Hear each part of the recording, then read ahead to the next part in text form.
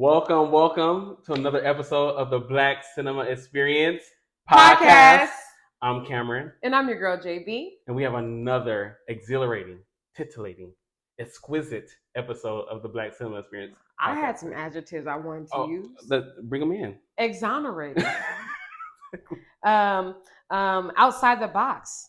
Extraordinary. Artistic. Picasso. See, these are good. These are really good adjectives. All right, go ahead. I'm sorry. No, don't be sorry. I love it. We have a great episode for you again today. We're going to be going over Master of Light. So it's a documentary about a amazing artist and some of his struggles coming up and being incarcerated and now being out in the world and pursuing his passion and still dealing with the trauma of his life. So wow. No, you did a good job. I was actually going to summarize it as a profound artist. So someone of immense talent.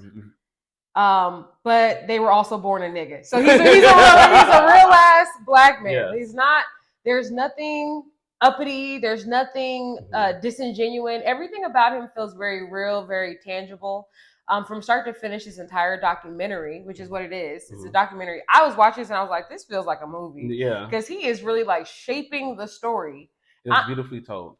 I mean, I'm watching this and I was like, did he know he was about to deal with all this bullshit with his family? Like, was he prepared for this? Did he write in like, oh, I want to have a day outside in the cold smoking with my family? Like, how did you prepare for all of this realness? I have so many questions, but it's an epic documentary. And one of the best things about it is real, right? His background is hard. It's not perfect. It's very much so unpolished.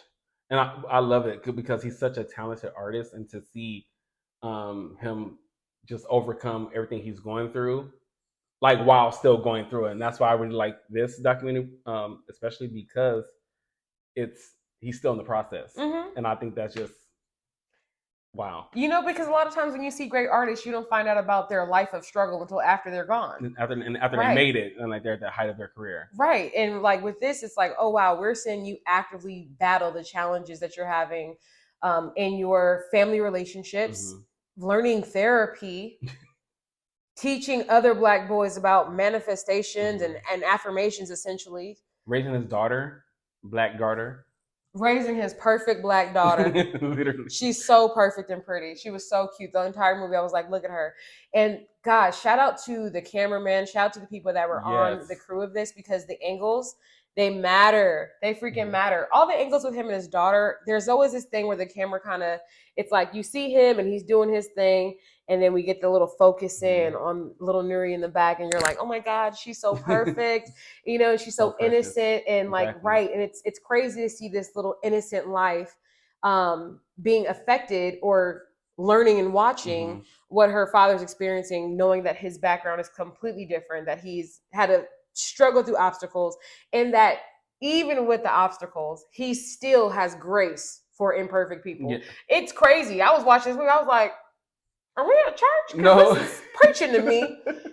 He got grace for her. Literally, for his entire family, though. For his dad. When they was over there, John, I was like, you're not even mad. He telling you stories about how you and your mama used to go downstairs, and you're just like, oh, that's crazy. Oh.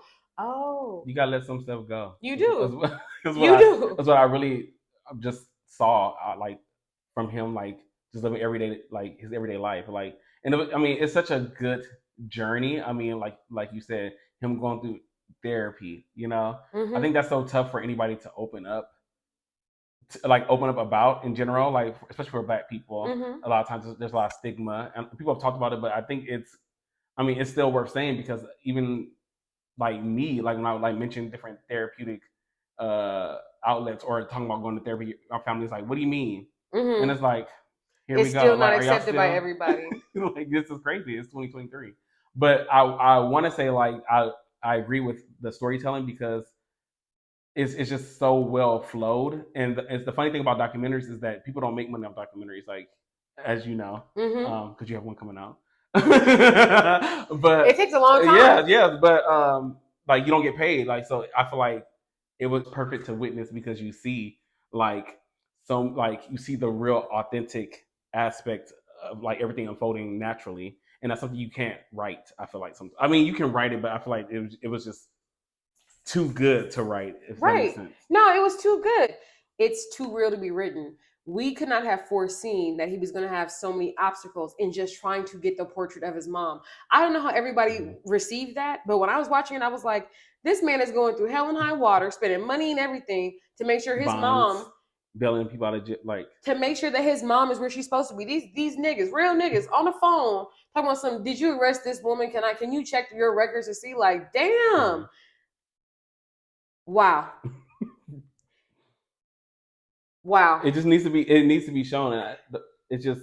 There's a scene I have to talk about. Let's talk Cameron, about when he's sitting there with his family and he's talking to them, here's a problem that I've identified with the Black community. And I don't mean to be like, Black people need to get their shit together. But what I'm saying is, he was out there with his family, and all of these people were telling him how he had it made. Yeah. The one who went to prison at 20, set up by his own mother, had it made.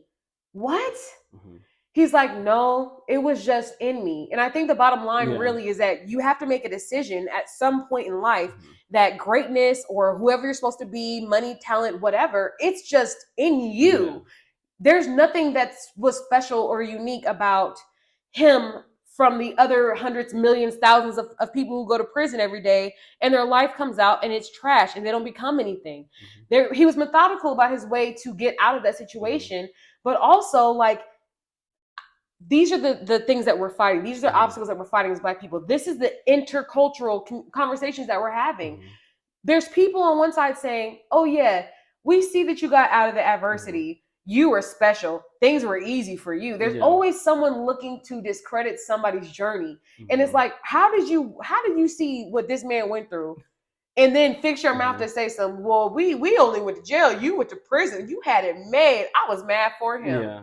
I was like, if y'all don't stop playing with me. Well, and it's that mentality of like breaking generational curses. And I mean, and coming from a family that's just about everybody in the family's been incarcerated one way or another, you know, and then people trying to compare, you know, their situation to your situation. And it is sad because, especially when you come from a traumatic like experience, where he was saying like even his grandma, you know, like he at one point he didn't know what he wanted to tell the judge, that he didn't know anything was wrong because his grandmother and his mother. My mama said it was cool. That this was cool. Huge. Like this is what we've been doing my entire life. You know, and you have to think these are young. Like he got arrested like what, 20? That's young, exactly. Right. You know, and so to see like, you know, everybody trying to unpack their trauma and then trying to, you know, essentially like not take the blame or like not take responsibility for their own decisions. It was just like, man. Stop, you just reminded me of the scene where his mama was like, that's in the past. And she was talking to him and I'm like, ma'am, how can you talk to this person who just had to rescue you? Ain't nothing in the past. You over here still trying to make fast money. He telling you don't do that no more. So people can go to jail. And if you want to do better, you can do better. But for him to sit there and actively watch or have to be a participant in her fucking up over and over again, that's exhausting, number one, but too damn true. That's why this documentary was too good. Yeah. It's like, yeah, how many times do you have people in your life that you love, but you see that they are their own downfall, and instead of deciding to make decisions to make situations better, they're a victim of their habit that they created, right? She was like, oh, I got to make some money. And it's like bills are due, which we understand that plight. Yes. I know, as somebody who works a 9 to 5, that bills are due. They don't ever stop coming. I don't got to worry about no cop coming after me. Exactly. But, you know, to each their own, I guess. But the thing is, I like that the main character, George Anthony. Yeah. But I do appreciate that he didn't take his success as something to look down on everybody else. Like I really genuinely loved his outlook, because I felt like he was always expressing that I'm not special. I just made a decision. Period. And I feel like that's so important for Black people to understand, because again, coming from people who have had a really, really hard childhood, you know, when people talk about statistics, they talk about, you know, incarceration in the Black community. This is somebody who's experienced it literally, and hearing their story. I feel like it is inspiring because it tells people that you can make a decision, and to be able to see both literally both decisions sitting in the same room. You know, his mother who was still continuously making those same wrong decisions, and then the other person like George who was like, I'm making a change, you know, for the better, and to see them have that conversation and to understand both sides, like her little bit of her background. She got pregnant at 15. But by the time she was 19, she already had 5 kids. Yeah, that's a lot of fucking. So, like... That's a lot of fucking. But her reasoning behind the kids was what was even sadder to me, because what were you born into if in your mind, if you give birth to a child, finally someone will love you. Yeah. Think about the mindset of that. Think about the generational trauma passed down, you know, from her mother, probably from her mother, et cetera, of women who just didn't feel like they were ever enough. And how many other women out there can relate to that feeling, which is scary. People, women can make babies, but I mean, people though, right? Of, I don't feel loved, so let me just bring a baby into this world because it has to love me, but then still not being prepared to grow up, right? Not being prepared to make that child healthy and happy and cared for and nurtured. Like it was really hard to see how that could be a lot of people's story. Well, it is, because I actually have a friend whose mother told them literally the same thing, that I had you, and I knew that I now had a best friend. I never had a best friend. And I knew when I had you, I had a best friend.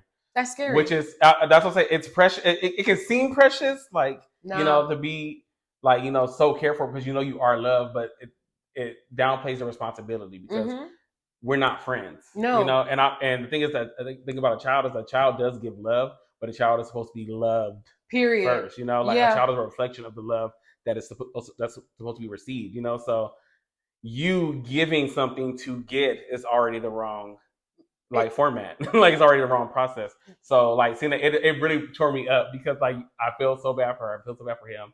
But I don't feel bad for him actually because he knows exactly. But and he's so transparent, and I just love that about this film. Like it was I can't stress enough how transparent it was. Just like from the his frustrations, you see him arguing on the phone with his mother or arguing about like, you know, trying to get something done because, you know, he still has to work. You know, he still has to finish projects and do interviews and stuff like that, but still have to deal with the realities of dealing with a dysfunctional family at home. And especially the scene when I think it's his sister got arrested by a bounty hunter in front of his daughter. His daughter's watching, his sister was watching his daughter while he was working. So it's like, it's like, wow. The trauma is real, but one thing I really loved about George Anthony's story is how he went to therapy, how he was actively encouraging the people in his life. So his nephew, he was constantly feeding into him. He was constantly pouring into him. He was like, "You like to rap?" Like, that's a real touchy one, right? Because you don't want to encourage rappers and it's too competitive. But he was like, "Let me feed into this boy. Let me go ahead and encourage him and let me hear him." You know what I mean? And even the things that he would say to him, like, "Are you a pigeon or are you an eagle?" Like that type of conversation, just to make boys think differently, and down to the manifesting of, you know, you have to say I am, not I will be. You know, you have to speak with these words.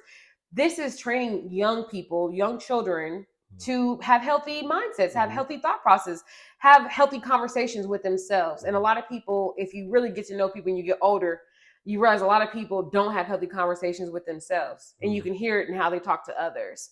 So to hear him telling this young boy, this is how you need to talk to yourself. I am, like, speak positively. Exactly. Like you are these things. And he's not walking around arrogant. He does have a very humble air about him.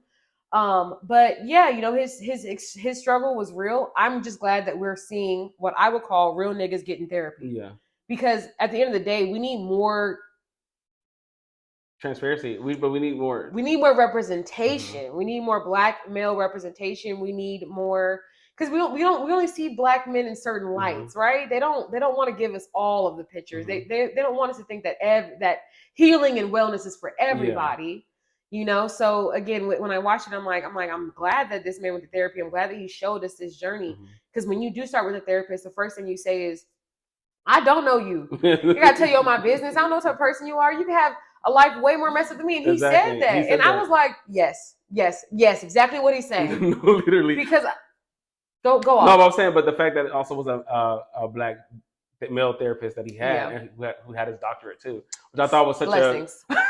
And I mean, whether that's stage or not, I mean, I like to think it's not. But even if it was, it's good to see Staged. This is his real life. No, but I'm saying, people try to say like, oh, it's just for a movie. But I love to see that, an educated black man talking to another educated, because he did, again, Jordan Anthony did go to a top, like one of the, I think it's the top art institute in America after he was released from prison. So that's amazing feat in itself. But to see like him with this therapist, accredited therapist, and to see like the dichotomy of those two men having to unpack all these issues, I think it was really what's beautiful. On your heart, my friend? That is so beautiful. And then the therapist also told him, though, he was like, "Don't think you're like you're gonna be fixed. You're it's a work in you're a work in progress." And I was like, "Oh my goodness, that just takes like so much." Oh my pressure gosh! off Did of you black get boys. therapy from this movie? I thought it was therapeutic to like hit receive. Home? Like, did it feel like did it resonate deeply? I think it did because even though I wasn't incarcerated, I had an incarcerated mother.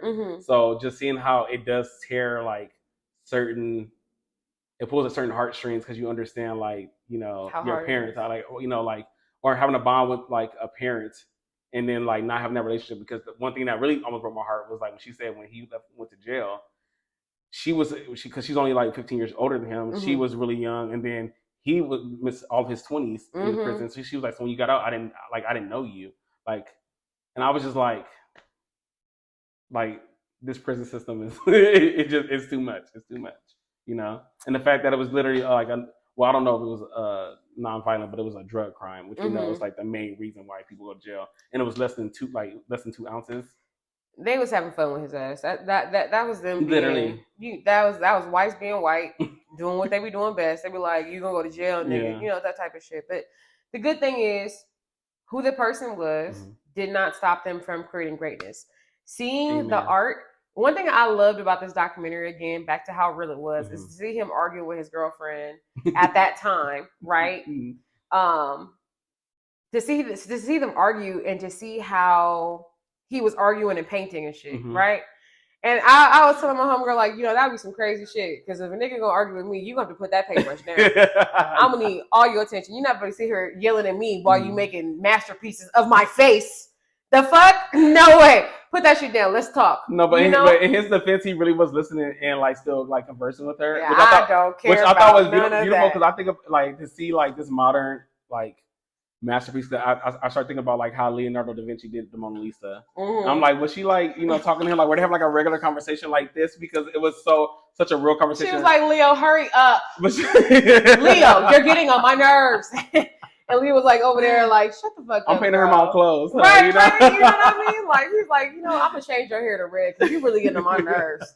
You really get on my nerves. But today. It was such a beautiful moment to see him like really creating this work of art, like them having like a real conversation. She was talking about like him, him to stop making excuses for his mother, essentially. He was trying to say like, you don't understand, and she was like, I don't understand, but you also have to take responsibility, which is like one of the biggest, like you said, one of the biggest arguments in the Black community, because where does the victimhood start and the responsibility begin? Like where do you say like, I know I was wrong, and we know everybody knows I was wrong, but I can't fix it, so I have to make a decision to start from where I'm at. You said something really hard, and that like what you said right now. Whew, I can't even dissect all of it today, but what you said about where the victimhood starts and where the victimhood ends and responsibility starts. And responsibility starts, right? Victimhood ends, responsibility starts.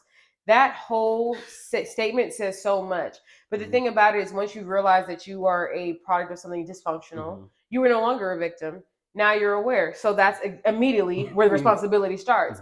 I think Black people or people in general, I'll say, when there's a problem, they delay on taking ownership of that problem. They want to just stay in victimhood forever. And what I'm seeing with his story is that he was not a victim of his circumstance. All the circumstances were up against him. He didn't fold. He didn't stop doing what he wanted to do. He didn't stop doing what he loved. And then he chose actively to still love his parents and to still show up for them. These people, who are these people? Essentially, these strangers. You're still deciding to show up for them. You still even called her mom. Like that was a lot. That was a lot. I loved hearing his story, but I just loved that he was not a victim. I just loved watching him not be a victim and deciding what life he was going to have. And I wish that more people, Black men, Black women too, specifically, whatever, Black people, whatever. I wish that they came out of their circumstance and decided to be better. We're not realizing how much power we have in the world and how much power we have when we choose what we want and we choose what we decide to do. And it's true, the white man's out there doing things and making things worse. And there is a lot of oppression that we're fighting, but there's also some responsibility that we can take and we can jump into action and we can do more. Okay.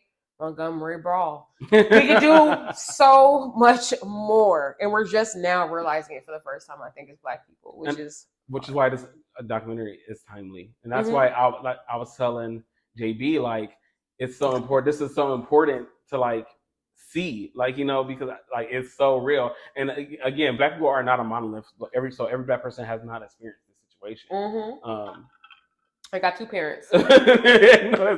Literally, like they've been together forever throughout entire time. I mean, they ain't been in jail like that. Maybe for some food stamps once or twice or something. I don't know. Sorry, mama.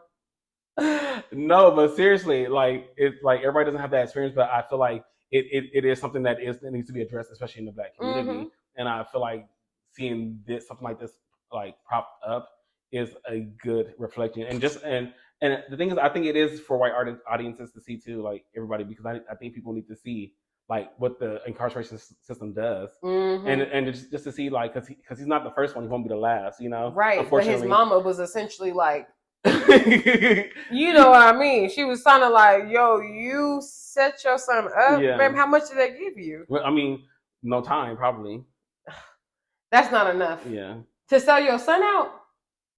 I mean, people have done more for less. I don't want to get political on it, but your own child, the one that you had because you needed love, you gonna sell your son out? Oh my God! I know. This story was crazy, and you know what? When he got into that argument with her on the phone, all his arguments were extremely intense. Yeah. Because I was like, oh, hold up. I said, this not for show. We went from all right to fuck you. Type energy. And I was like, okay. It was not for show. I appreciate that, how he escalated to those places. But no, with his mom, I didn't think that he was going to get her portrait. He was going through his family members and he was getting her portraits, and I was like, okay, we good. He had the argument with his mom, and I was like, yeah, I wouldn't go get it. And even though his girlfriend at that time spoke a completely different language than him, she was saying the same thing, like, you need to walk away from these situations. They're draining you. And the way she was saying it came off differently, obviously, from one bougie Black girl to another bougie Black girl. I know exactly what the intent was behind the words. The words were like, hey, save your energy, protect yourself. These people don't mean well by you. But it came off like she was a privileged Black girl who had no idea what it was like to love somebody who was imperfect. That's how it came off. I even love those arguments, though. I love those conversations, but I really thought that we weren't going to get his portrait with his mom. And for them to finish the film and get that portrait, and she'd been absent, because when she saw his daughter, she was like, oh, I haven't seen you since you were a baby. Like this, and literally he has to find a picture of, and the daughter didn't remember Nuri. Nuri, so cute. I know. She was so cute. She was too precious. I know. Those scenes with her in the background like broke my heart the first time I watched it, because like I'm someone who can get involved in something very deeply. So to see how he was like painting and he was just, going back and forth doing his self-portrait, that shit was crazy. I was like, wow, you're painting yourself? How are you positioning your face? How do you know? Doesn't matter. To see her in the background of that, seeing her daddy, I thought that was really interesting. I thought it was beautiful that every time she was in the backdrop of a scene, that they would blur the scene and focus in on her. And I thought that was really important, because she has seen him play, like the one when she was playing with her Barbie doll, or just seeing like different scenes when she would be drawing and writing. I was like, oh, that is just yeah, we're seeing her. She's like, I mean, this was his story, this was his life, but she's the main character, right?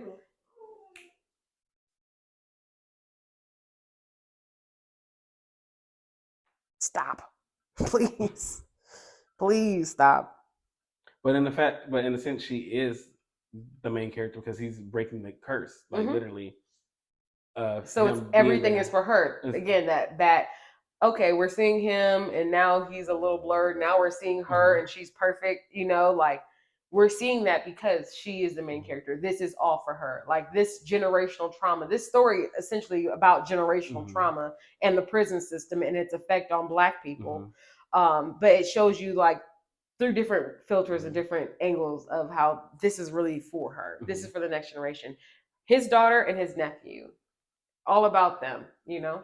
And it just shows me the brilliance of Black people. And it just makes me so happy. And like, I hope it wins many awards. But I didn't want to talk about the realism of his painting because he said he took a lot of his inspiration from Rembrandt, as an artist who's like, you know, like an old, huge realism painter.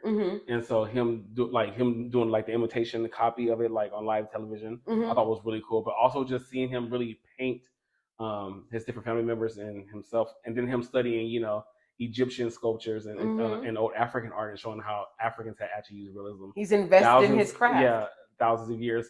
But I thought it was so beautiful to see like how an artist captures a person. I thought that was such an exquisite take, because after every, like, you see scenes of him like drawing or, you know, painting, you know, the person, but like then it would show like at the end of like the image they captured, and then like then show a frame of them like real life, and just seeing like how, I mean, he's the master of light, but how he was still capturing, you know, his family members in this beautiful light despite all that like drama. I was like, this is just despite all the turmoil, despite like, all of the he was still capturing them at their best, like the way, like how he still saw them. Because even in the picture you see them, like there's like even though they're like solemn, but they're like still like strong, present, like strongly presented. So I was just like, oh, this is so beautiful. Well, I think that was all like, and this is me being artistic. I think that was really him capturing who they are. I think that he really, as a person from this documentary, understands how to accept people exactly as they are. So instead of seeing her in the shadows doing grimy shit to provide or whatever the case, and, you know, casting her with that darkness and all that stuff around her, he saw her as this imperfect individual that's his mother, who he loves, and captures her strength and beauty. Like there's something about the way that he's able to see people whole as they are that comes off in his portraits, where it's like, wow, this person is not diminished, they're not small. Exactly. Your perspective of them being good or bad is not present. You know what I mean? It's almost like you're doing these things and not casting any judgment. It's like, that's how beautiful the paintings are.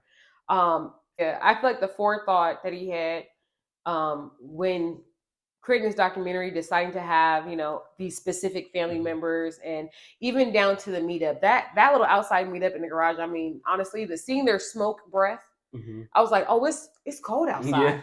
They outside, and then they was chilling in the garage, which just felt so at home. I mean, I'm a nigga, you know. With the makeshift, they were using the grills. They were using the grill as a fire, like. That's correct. By any means necessary. Black people are resourceful. But seeing those scenes, they felt like home to me, because I mean, at my house, we open up the garage and we sit out there and we have big nigga conversations, and it's like, what we doing in life and what's wrong with the world, and it just felt like I was watching an at-home situation. But yeah, I loved it.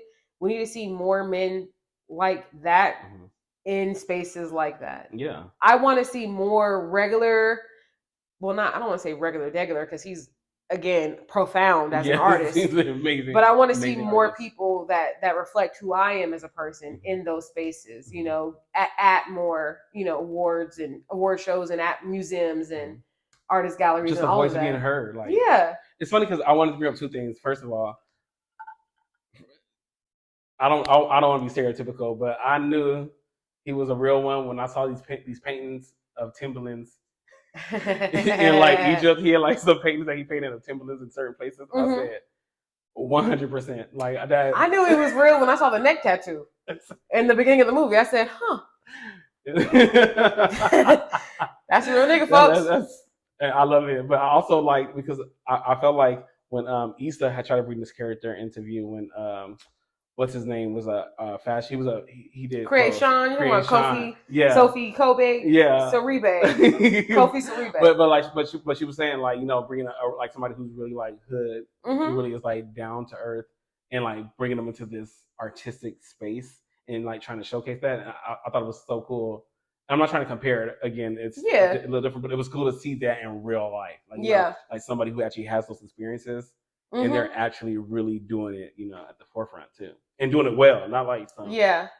No, it was very blackety black, but it was like what I like to see, because I know on this channel we talk a lot about, we don't want to see the stereotypical black story. We don't want to see, and when I say we, I'm saying me. I don't want to see it. I don't want to see people selling drugs or whoring and the pimps and the gangsters and the gangs. I don't want to see that on TV. But seeing a struggle, seeing this black person come from a struggle, and seeing the way that they took their struggle, used it for fuel, decided to gas up on these bitches. That is what I like to see. If we're going to publish stories about black people going through struggles in life and things of that sort, well, show me where they turned the leaf. Show me where they broke the generational curses. Show me that they powered through these adversities that should have stopped them. Like, your mom being XYZ way. That's 20 years of me not speaking to you, bitch. That's what I feel. That's 20 years. I ain't talking to you. Grow up some. I am not talking to you. But again, this is how people should live. People should live their life offering grace and extending grace to those who they love, those who are around them. You should do that. You should. It's hard. It is hard. But it's funny that you say that you don't like to see those things, because it's not that I don't I like seeing those things, but I think these stories do have to be told. I feel like just not by white people. That's where I'm coming from. Absolutely not, because I don't understand why because we can't tell their story. So no. And again, it's not that we can't, it's that I shouldn't have to. And with media, the way it's always been is that they had to tell our stories. We weren't allowed to tell our own stories, Yeah. So now that's not the case. So but seeing these stories, like you said, I don't want to see how literally the people just end up in tragedy. They're just right. Oh, they were a crackhead and they died. It's okay. That's good to know, but I want to know more, what, because again, people need to be seen with grace, and even though sometimes some people are toxic, that's why I love seeing it, because even though he had a really toxic mother, and I mean, again, I'm not trying to put down anybody's mother, because it's hard. It's hard. Sorry. Everybody has their problems with their mother. Again, we have to have grace for a situation, but seeing him with his frustrations, and seeing him how he can still love her, even though she was doing some dirty stuff, and he would bring it up, because he's still dealing with these things, So I think, like you said, if you do show it, the trauma and all of it, you better show the resolution. Period. Because you're not gonna leave us over here thinking that all of our life is just trauma. If we are having enough trauma, we know it's there. Show me that it's a work in progress, please. Show me that you're trying. I was just too fed up when she was giving him that talk in the house, and she was like, that's the past. And I'm just looking, I'm like, people who say stuff like that always repeat that shit again, because they still don't understand how they're the problem. I was sick. Well, my thing is, because like I said earlier, I don't mind putting what's in the past, but when what's in the past is still technically the present, it's still happening. That's not the past. You need to fix it, lady. Boo boo. That's now. Boo boo. This is, you're doing too much. So, yeah. But it was just crazy seeing seeing her not take responsibility. I was like, yeah, man. Yeah, he was still being nice about it. He was like, still painting. I know. I'm like, we got this portrait after all. I'd have been like, you know what? I'm done with this shit. That's endurance. That's if you really want to see something all the way through to the end. That's a lot. But that's vision. Yeah, it is. He has a plan and he wants to accomplish it. Oh, vision. Yeah. Yes. Okay, I'm gonna save that one. I'll save that one. No, literally. No. He does have vision. Yeah. A person with a plan. And when you saying he was talking about saying I am this, he kept saying that when he was like, I'm gonna prove everybody wrong. He was saying he said, I knew when I got that first job, if I could just paint on something, that would be the door to open up. And then literally he painted first in the gym. I ain't gonna lie, I say something like that all the time. I'm like, if they give me the interview, I got the job. No, literally. Me 3 interviews in, they still interviewing me, but I already got the job. No, literally, and it has to be that way. Open the door, yeah. If you gotta know who you are in this world, you know what I mean? And if you don't know who you are, the world will tell you. Exactly. Which is the difference between him and all his family members who was like, you had it better than us, even though they was out free, making babies, living life. While he was in jail for 10 years. As a child. 10 years. Betrayed. Okay, I'm even gonna go back over the details. Y'all done heard it here first, folks. Did you have any other details you want to add to the movie? No, I thought it was so good, so refreshing to see somebody succeed, and just not trying to downplay all everyday person, but it just shows that anybody can do anything. That's right. Even you. Even you. I want to implore you guys to watch this movie, Absolutely. Master of Light. It's on HBO. And make sure that you watch it and like it. Because I saw Rotten Tomatoes, they wasn't giving this enough credit. That's crazy. This movie needs more attention. It needs more traction. We need niggas to see this shit and understand that we really are the Picassos. Like, we've always been the innovators and the creators of the world. So it's really time for us to act on that shit more now than ever before. So to see people who look like me, talk like me, walk like me, make movies like this with so much forethought, it just lets me know that we're capable of so much more. It's only going up from here. So make sure you check out Master of Light, about George Anthony Morton and his life after being sentenced to prison for 10 years for silly little drugs, y'all. Now I just got political. Like that, she do drugs. But now, for real, our prison system needs some reform. We're gonna talk about that in another episode. Absolutely. Well, thank you. I hope you enjoyed it. Don't forget to like, subscribe, share, show your mom, listen to us at work. Yeah, and make sure they know I use a lot of curse words, but I still love them. It's okay. We like a little cussing. Thanks for watching another episode of the Black Cinema Experience podcast.